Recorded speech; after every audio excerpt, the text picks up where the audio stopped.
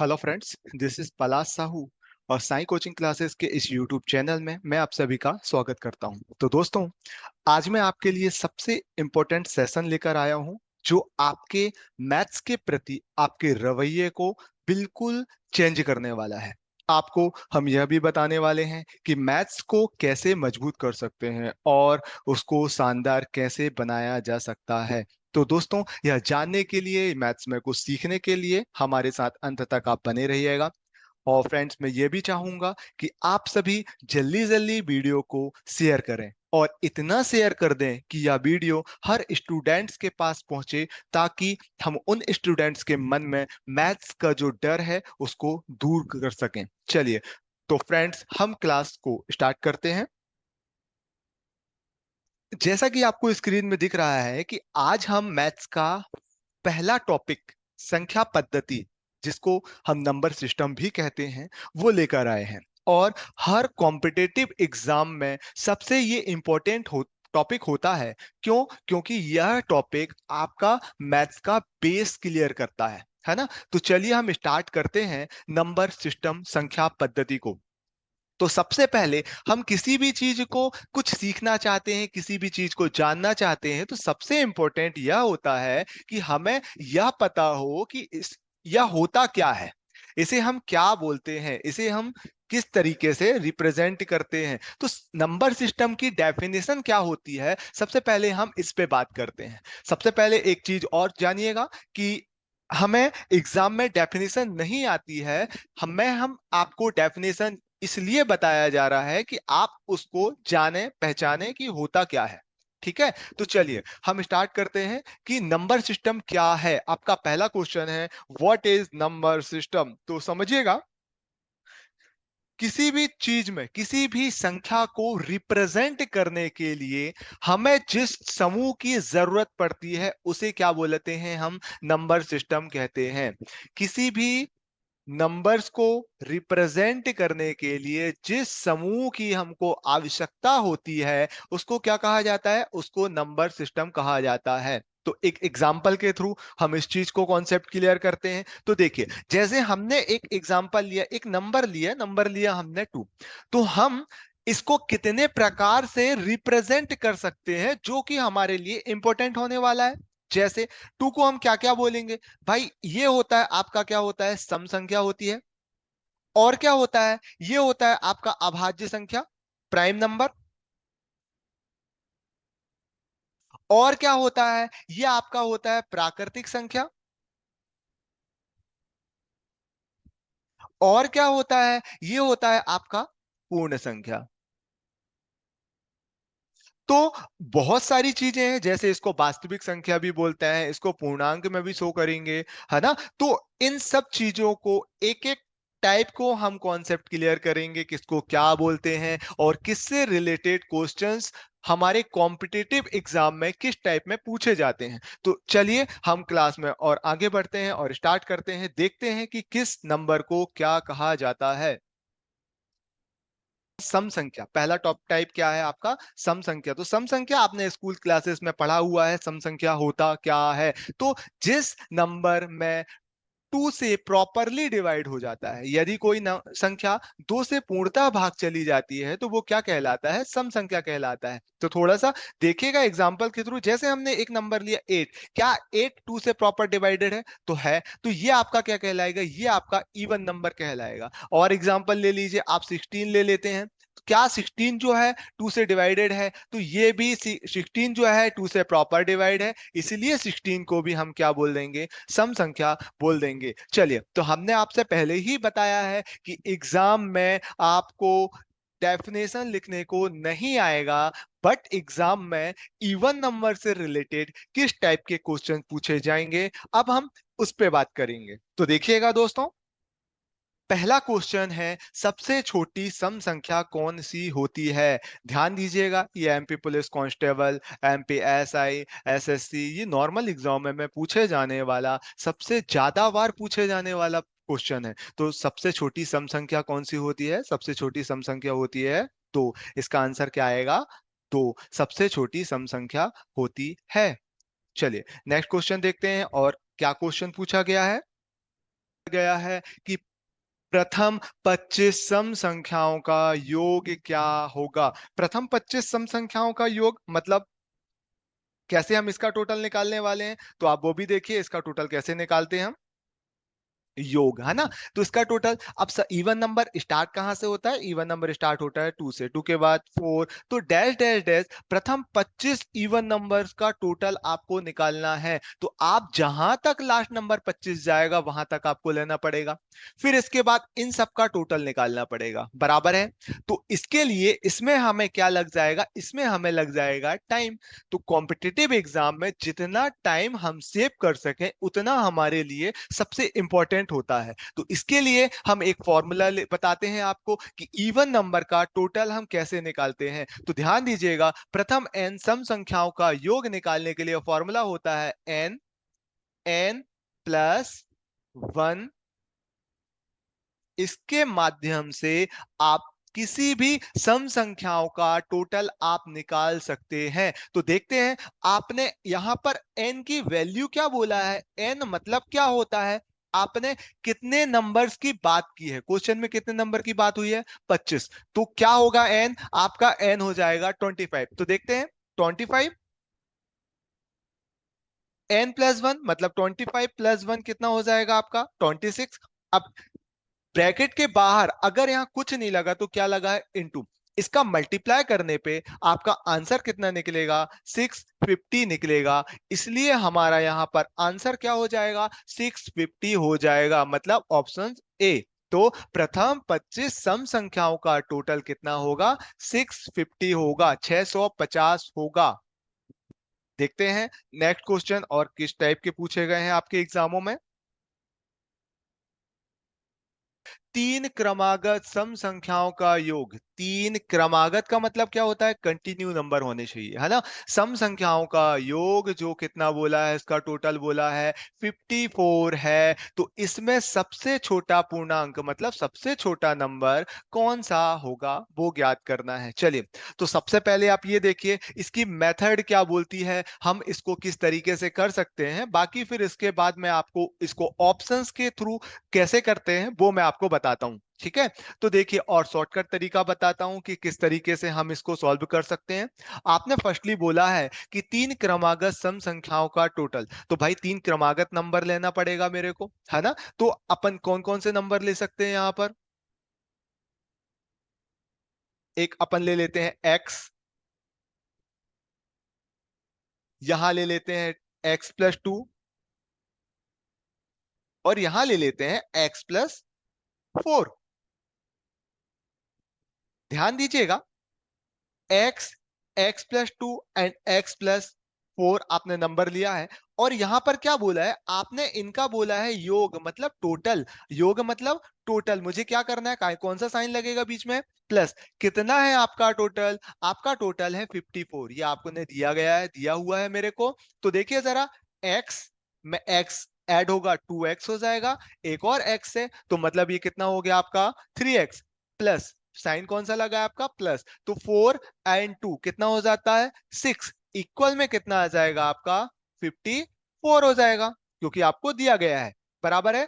अभी देखिए इसको जब मैं पक्षांतर करता हूं, ये वैल्यू यहां पर पॉजिटिव में है और इक्वल के इस तरफ आएगा तो ये वैल्यू आपकी नेगेटिव में हो जाएगी। देखिएगा 3x इक्वल में 54 माइनस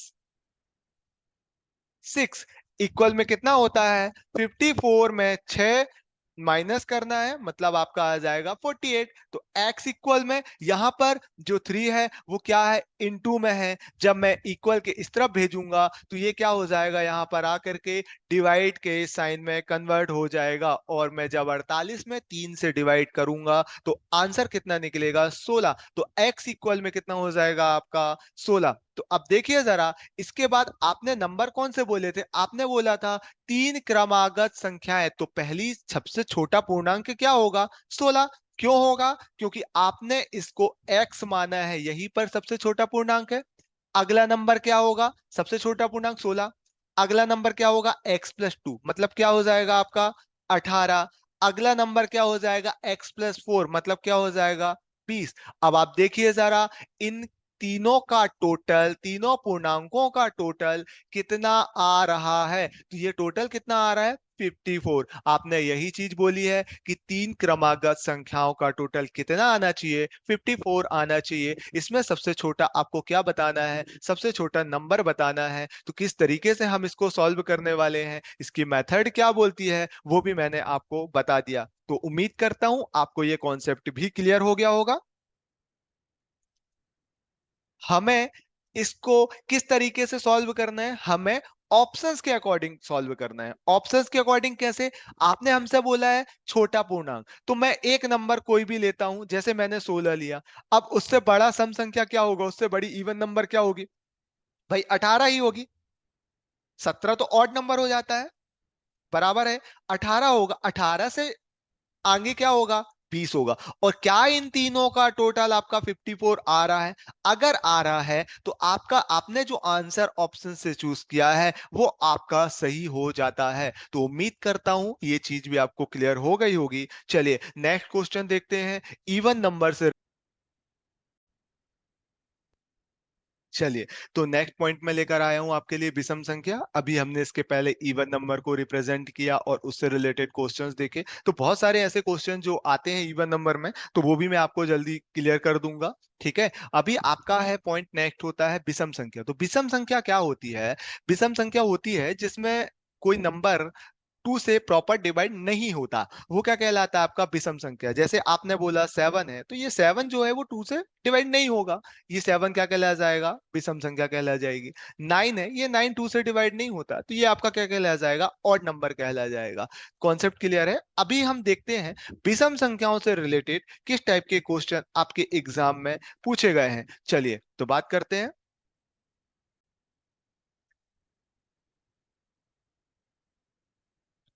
आपका क्वेश्चन है, सबसे छोटी विषम संख्या कौन सी होती है। तो सबसे छोटी विषम संख्या कौन सी होती है दोस्तों, सबसे छोटी विषम संख्या होती है एक।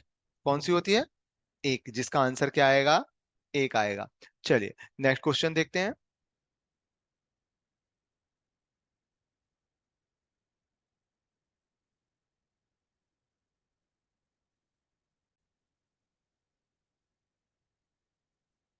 दोस्तों अब अगला क्वेश्चन जो है वो ये है, प्रथम 20 विषम संख्याओं का योग कितना होगा। जैसे हमने सम संख्याओं में देखा था, प्रथम 25 सम संख्याओं का योग कितना होगा। यहां पर आपका क्वेश्चन क्या है, प्रथम 20 सम संख्याओं का योग कितना होगा। और कौन कौन से गवर्नमेंट सेक्टर के एग्जाम में आपका ये क्वेश्चन पूछा गया है, ये आपको यहाँ पर लिखा हुआ है, व्यापम में पूछा गया है, एसएससी सीजीएल में आया हुआ है। तो आप इसका आंसर देखिए कैसे निकाल सकते हैं। तो जैसे मैंने विषम संख्याओं का टोटल भाई कहां से स्टार्ट होता है, एक से। एक के बाद तीन, तीन के बाद पांच, पांच के बाद, मतलब ये टोटल जहां तक आपकी प्रथम 20 होंगी वो आपका वहां तक लेना है, और सभी का टोटल बताना है, मुझे योग करके बताना है कितना होगा। तो ये एग्जाम में बैठ करके इस मेथड से किसी क्वेश्चन को सॉल्व करना, मतलब बहुत ज्यादा टाइम हमारा क्या हो जाएगा, वेस्ट हो जाएगा। तो उसके लिए क्या होता है, किस टाइप का फॉर्मूला होता है, कौन सा फॉर्मूला होता है जिसके माध्यम से हम इस क्वेश्चन को सॉल्व कर सकते हैं। तो देखिए, प्रथम एन विषम संख्याओं का टोटल, एन ऑड नंबर्स का टोटल कैसे निकालते हैं, तो वो देखिए जरा। आपका फॉर्मूला होता है एन का स्क्वायर। क्या होता है फॉर्मूला, एन का स्क्वायर। जहां पर एन क्या है, आपने कितने नंबर की बात करी, यहां पर कितने नंबर लिए आपने, 20। तो यहां मुझे क्या करना है, एन बराबर क्या रखना है, 20। यहां पर क्या हो जाएगा, 20 का स्क्वायर मतलब क्या होता है, 20 मल्टीप्लाई 20, इक्वल में कितना हो जाएगा, 400 हो जाएगा। क्या बराबर समझे कि नहीं समझे, आपका आंसर कितना आने वाला है, 400 आने वाला है। तो बहुत ही इजी क्वेश्चन है। अभी मैं क्या कर रहा हूं, बहुत बेस से स्टार्ट कर रहा हूं। जब धीरे धीरे क्लास आगे बढ़ेगी तो आपको क्वेश्चनों का लेवल भी समझ में आएगा कि किस टाइप के क्वेश्चन आपके एग्जाम में पूछे जाते हैं। तो उम्मीद करता हूं ये समझ में आएगा। इसके लिए फॉर्मूला कौन सा होता है विषम संख्याओं का टोटल निकालने के लिए, एन का स्क्वायर। एन मतलब जितनी संख्याओं की आप बात करेंगे उसको लेना है और उसका स्क्वायर निकाल करके बताना है कि आंसर क्या होने वाला है। चलिए नेक्स्ट क्वेश्चन देखते हैं।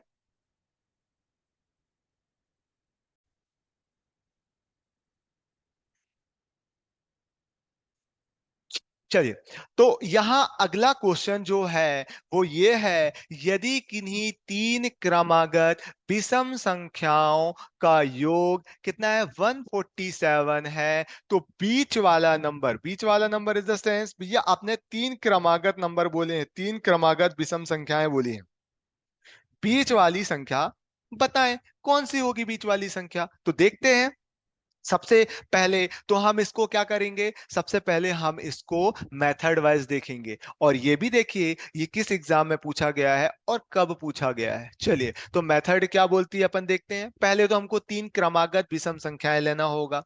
कौन कौन से नंबर ले सकते हैं, जैसे जैसे कि मैंने सबसे पहला नंबर लेता हूं x। अब अगला नंबर क्या हो जाएगा, x+2 हो जाएगा, और उससे अगला नंबर क्या हो जाएगा, x+4 हो जाएगा। अब आप ये समझिए, यहां पर मैंने x+2 एंड x+4 को क्यों लिया, x+2 को क्यों लिया एंड x+4 को क्यों लिया, क्यों, क्योंकि आपने यहां पर विषम संख्या बोली है, तो आपको यहां पर क्या लेना चाहिए, x+1 लेना चाहिए। तो आप एक चीज को समझिए, x आपने क्या माना है, x आपने माना है ऑड नंबर, x माना है आपने विषम संख्या। पर जब मैं किसी विषम संख्या में विषम संख्या को ही जोड़ता हूं, 3 में 3 को ऐड कर दीजिए, 3 में 5 को ऐड कर दीजिए, 3 में 9 को ऐड कर दीजिए, तो ये जो होता है इसका जो टोटल आता है वो इवन नंबर आ जाता है। अगर इवन नंबर आ गया तो ये विषम संख्या नहीं कहलाएगी। इसी वजह से मुझे क्या लेना पड़ा, x+2 लेना पड़ा। मतलब विषम संख्या को सम संख्या में जोड़ने पर आपको क्या मिलता है, विषम संख्या ही मिलेगी, ऑड नंबर ही मिलेगा। क्या समझ में आया कि नहीं आया। देखिए अब क्वेश्चन पे बढ़ते हैं। देखिए x+2, x+4, तो इनका आपको टोटल दिया गया है 147 दिया गया है। क्लियर है। अब इनका टोटल करते हैं, x, 2x and 3x plus 4 and 2 कितना होगा, 6 इक्वल 147। आपने मेरे को दिया गया है 147। जब मैं ट्रांसफर करूंगा 6 को, तो क्या हो जाएगा, 3x इक्वल में 147 -6 हो जाएगा। माइनस करेंगे तो कितना आ जाएगा आपका, 141। 3x इक्वल में यहां पर x की वैल्यू निकालेंगे तो कितना आएगा, 3 क्या यहां पर इनटू में है, इक्वल किस तरफ आएगा तो क्या हो जाएगा, डिवाइड में हो जाएगा, और मैं इसको डिवाइड करूंगा तो कितना आएगा, 47 आएगा। अच्छा, तो आपने यहां पर विषम संख्या में सबसे छोटा नंबर जो माना है वो x है, और मैंने यहां पर क्या निकाला है, मैंने यहां पर x की वैल्यू ही निकाली है। तो x की वैल्यू कितनी मिल गई आपको, 47 मिल गई।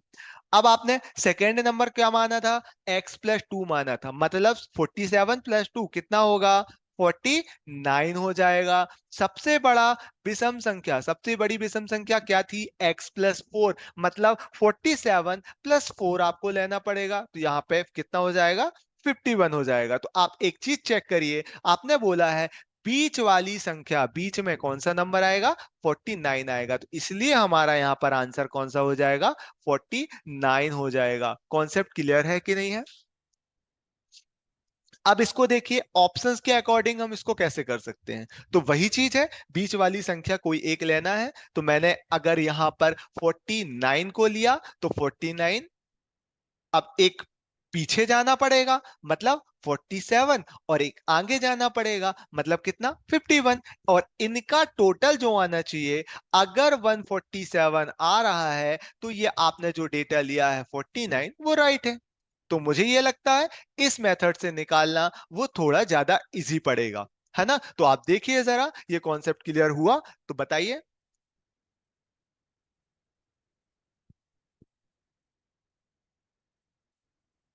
चलिए नेक्स्ट क्वेश्चन देखते हैं।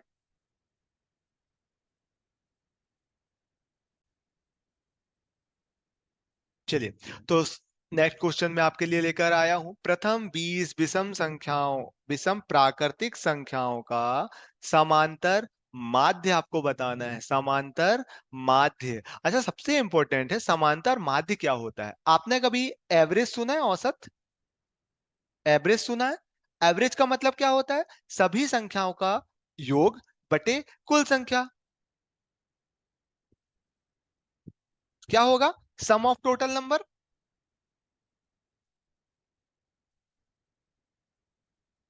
सम ऑफ टोटल नंबर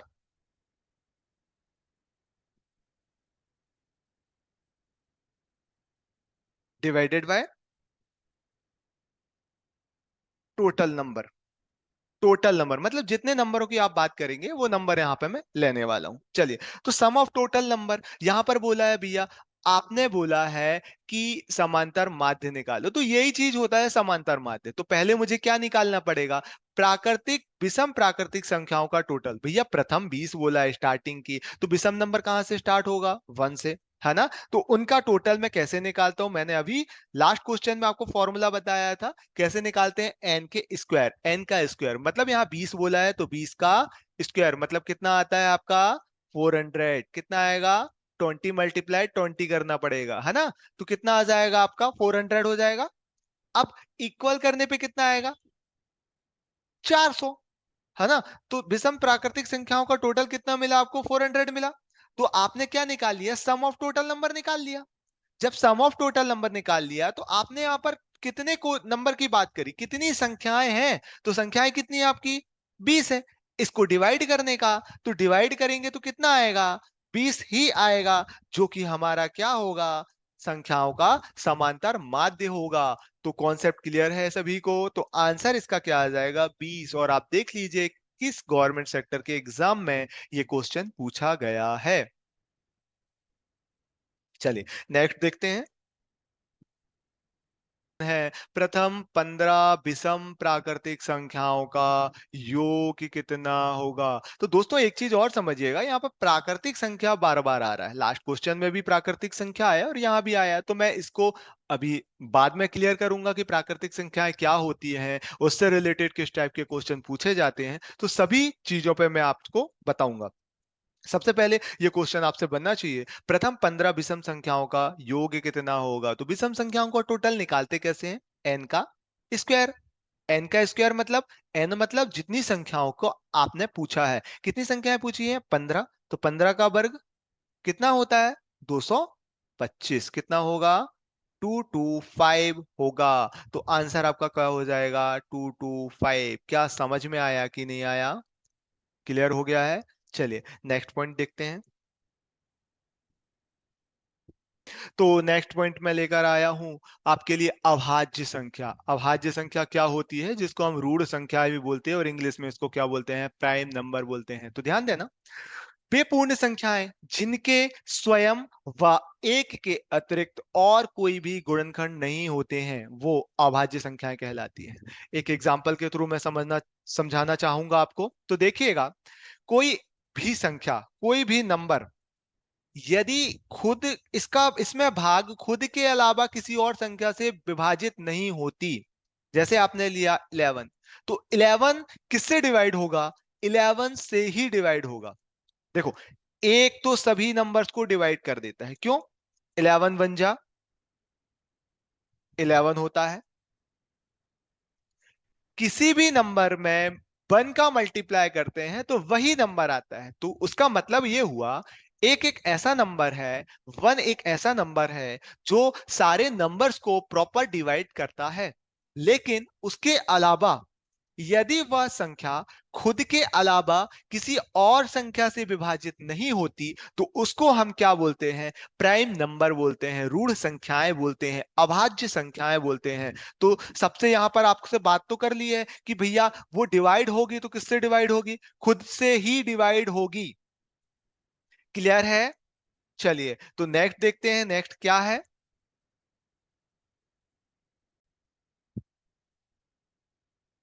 तो अभाज्य संख्याओं से रिलेटेड सबसे इंपॉर्टेंट क्वेश्चन है, सबसे छोटी अभाज्य संख्या कौन सी होती है, सबसे छोटी अभाज्य संख्या। तो ध्यान देना, यहां पर आंसर जो आएगा वो आएगा क्या, टू। सबसे छोटी अभाज्य संख्या कौन सी होती है? दो। लेकिन आपने एक को क्यों नहीं बोला? भाई एक भी एक ऐसा नंबर है जो एक से ही डिवाइड होता है। ये एक ऐसा नंबर है ना, एक से ही जाएगा और किसी से तो जा नहीं रहा ना। लेकिन इसको क्यों नहीं बोला आप वो भी समझिए। एक जो होता है वो नेचुरल नंबर होता है। वो क्या होता है? प्राकृतिक संख्या होती है, जो बिल्कुल प्राकृतिक है, बिल्कुल नेचुरल है। इसको अपने आप में बिल्कुल भी घमंड नहीं है। कहने का सेंस क्या है? ये अगर किसी से मल्टीप्लाई करते हो एक का, तो ये बोलता है भैया आप ही आ जाइए। 6 में 11 में मल्टीप्लाई करेंगे 1 में, कितना आएगा? 11 ही आएगा। तो अगर मैं किसी भी नंबर में 1 से डिवाइड करूंगा तो वो वही नंबर आएगा जो संख्या आपने ली है। तो एक क्या है?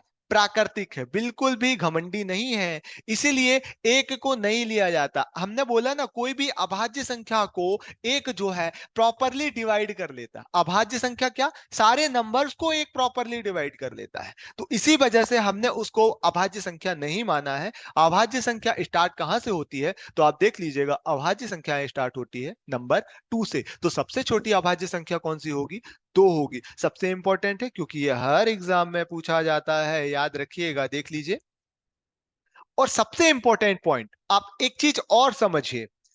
दो के अलावा, नंबर टू के अलावा ऐसा कोई भी सम संख्या नहीं होती है जो अभाज्य संख्या कहलाती है। इज द सेंस, भैया आपने दो क्या है?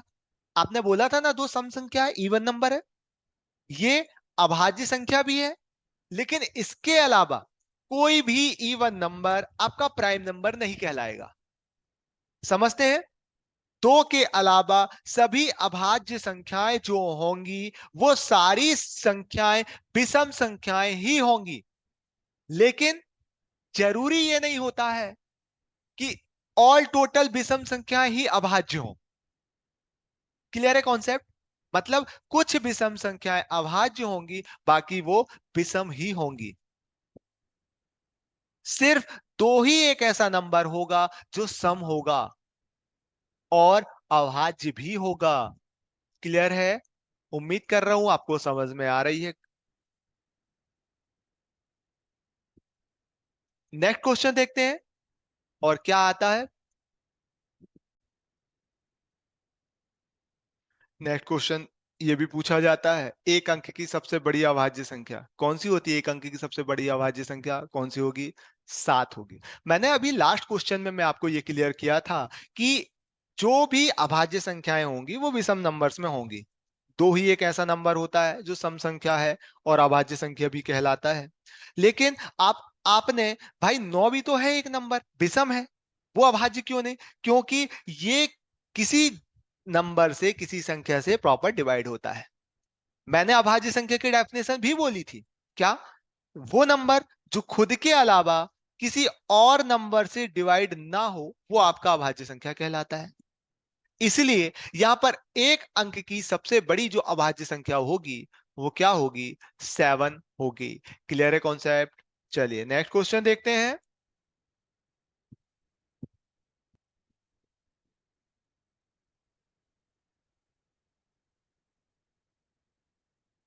अगला क्वेश्चन है, दो अंक की सबसे छोटी अभाज्य संख्या कौन सी होती है? दो अंक की सबसे छोटी अभाज्य संख्या कौन सी हो जाएगी? 11। भाई दो अंक कहां से स्टार्ट हो रहे हैं? 10 से स्टार्ट हो रहे हैं। 9 तक तो एक ही अंक था, 10 से स्टार्ट हुआ। 10 जो है अभाज्य तो होगा नहीं, क्योंकि ये 5 से भी डिवाइड है, 2 से भी डिवाइड है। तो आपका दो अंक कहां से स्टार्ट होगा जो कि अभाज्य होगा? वो 11 होगा। ये भी एग्जाम में क्वेश्चन पूछा जाता है। नेक्स्ट क्वेश्चन देखते हैं, एग्जाम में और क्या पूछा जाता है। आता है, दो अंक की सबसे बड़ी अभाज्य संख्या। दो अंक की सबसे बड़ी अभाज्य संख्या कौन सी होगी? दो अंक की सबसे बड़ी अभाज्य संख्या होगी 97। दो अंक कहां तक, देखो 100 तक आपके 3 डिजिट आ जाते हैं, ये 3 अंक आ जाते हैं। इसके पहले तक जो आपके होते हैं वो 2 अंक होते हैं। अब इसमें सबसे बड़ी अभाज्य संख्या क्या होगी? 98 भी 2 से प्रॉपर डिवाइड होता है, 99 11 से होता है, 3 से होता है, तो आएगा क्या? 97, जो कि सिर्फ 97 से प्रॉपर डिवाइड होता है। इसलिए 2 अंक की सबसे बड़ी अभाज्य संख्या कौन सी होती है? आपकी 97 होती है। चलिए नेक्स्ट क्वेश्चन देखते हैं। 3 अंक की सबसे छोटी अभाज्य संख्या कौन सी होगी? तो 3 अंक की सबसे छोटी अभाज्य संख्या कौन सी होगी? 101 होगी। तो आंसर क्या आएगा? 101। नेक्स्ट क्वेश्चन देखिए।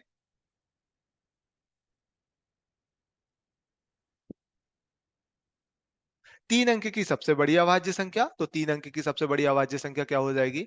997 हो जाएगी। आंसर क्या आएगा आपका? 997। तो ध्यान देना, 3 अंक तक अभी तक एग्जाम में पूछे गए हैं, इसलिए मैंने आपसे बात करी है।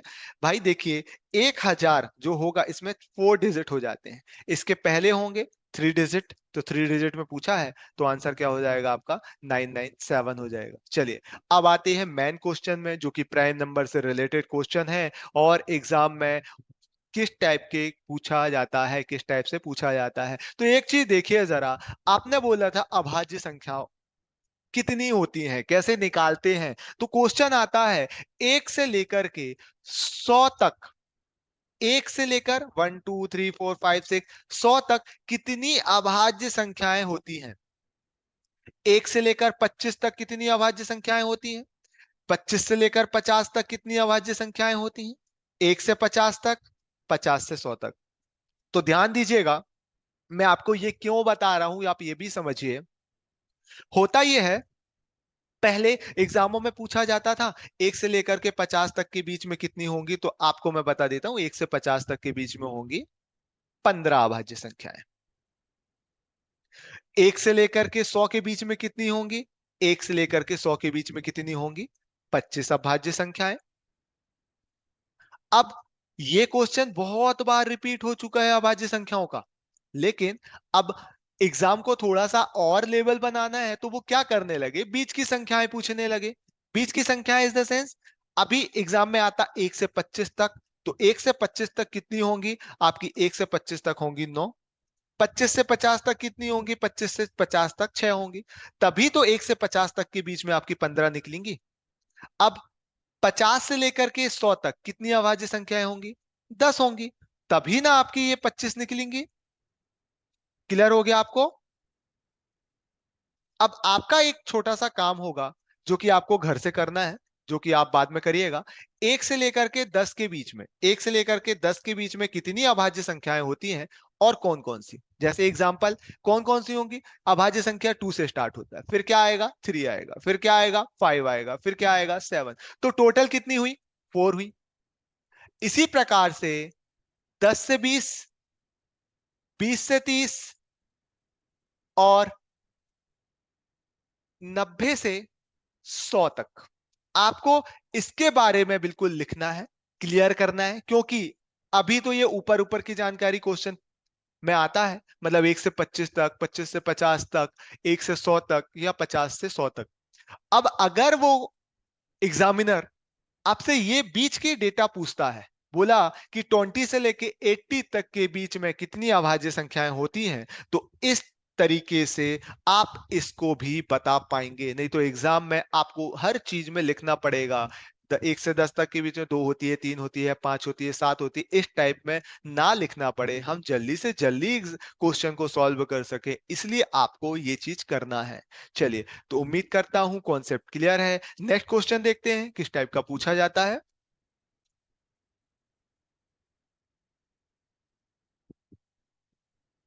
नेक्स्ट क्वेश्चन आता है, 80 से लेकर के 190 के बीच में सभी अभाज्य संख्याओं का गुणनफल कितना होगा? ध्यान देना, गुणनफल मतलब जो भी अभाज्य संख्याएं होंगी 80 से 90 के बीच में, इनका मल्टीप्लाई करने पे कितना आंसर आएगा? तो सिंपल सी बात है, जब मैंने आपको वर्क दिया है 80 और 90 के बीच में यहां निकालेंगे, तो आप ये चेक करिएगा यहाँ पे कितनी अभाज्य संख्याएं होती हैं, तो यहाँ पे 2 अभाज्य संख्याएं होती हैं। 80 और 90 के बीच में कौन कौन सी होती है? यहां पर होती है 83, यहां पर होती है 89। लेकिन आपने क्या बोला है? इसका गुणनफल बोला है, मतलब इसको गुणा करने पर, मल्टीप्लाई करने पर आपका आंसर कितना निकलेगा। तो आपका आंसर कितना निकलेगा? 7387 करके देखिएगा। उम्मीद कर रहा हूं आपको कॉन्सेप्ट क्लियर हो गया होगा, समझ में आया। चलिए नेक्स्ट देखते हैं कि और क्या क्वेश्चन है। चलिए, तो क्वेश्चन है, महत्तम तथा लघुत्तम अभाज्य संख्याएं। महत्तम एचसीएफ, बड़ी बड़ी संख्या, और लघुत्तम मतलब छोटी संख्या। अभाज्य संख्याएं जो 100 से कम हो के बीच का अंतर कितना होगा। बहुत ही इजी क्वेश्चन है, एग्जाम देखिए किस किस एग्जाम में पूछा गया है। देखिए जरा, आपने बोला लघुत्तम अभाज्य संख्या क्या होगी? लघुत्तम अभाज्य संख्या तो दो होती है। क्यों होती है? सबसे छोटी अभाज्य संख्या दो होती है, स्टार्ट ही होती है अभाज्य संख्या दो से। महत्तम क्या होगी? 100 से कम में, मतलब क्या होगी? 97 होगी।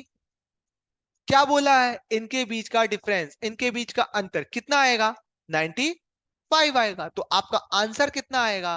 95। क्या क्लियर है कॉन्सेप्ट? समझ में आ गया?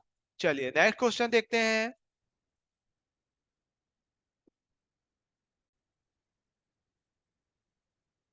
चलिए, तो नेक्स्ट क्वेश्चन आपका पूछा है, 60 से 80 के बीच में, 80 के बीच में आने वाली अभाज्य संख्याओं का योग कितना है। अभी मैंने लास्ट में बताया 80 और 90 के बीच में अभाज्य संख्याओं का गुणनफल कितना है, उनका मल्टीप्लाई करने पे कितना आएगा। अब यहां पर क्या पूछ लिया? योग पूछ लिया।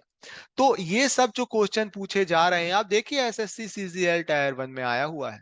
तो ये सब जो क्वेश्चन पूछे जा रहे हैं, आप देखिए पूछे किससे जा रहे हैं। 60 से 80, 80 से 90, 20 से 50। तो हमें क्या करना है? हमें जो हमने आपको वर्क दिया है उसको आपको ईमानदारी के साथ उसको सॉल्व करना है और ये क्वेश्चन बनाना है। चलिए अभी तो मैं बनाकर बताता हूं इसका आंसर कितना आएगा। देखिए 60 के ऊपर क्या बनेगा आपका? 61 बनेगा। तो आपको बता दूं यहां पर 5 अभाज्य संख्याएं होंगी इनके बीच में।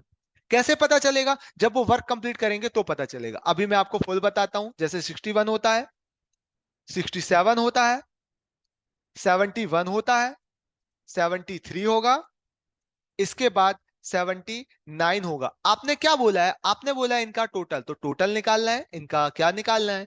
योग निकालना है। कितना होगा? 351। तो आपका आंसर यहाँ पे क्या आने वाला है? 351 आने वाला है। उम्मीद कर रहा हूं समझ में आया होगा आपको। तो सभी को कॉन्सेप्ट क्लियर है क्या? चलिए,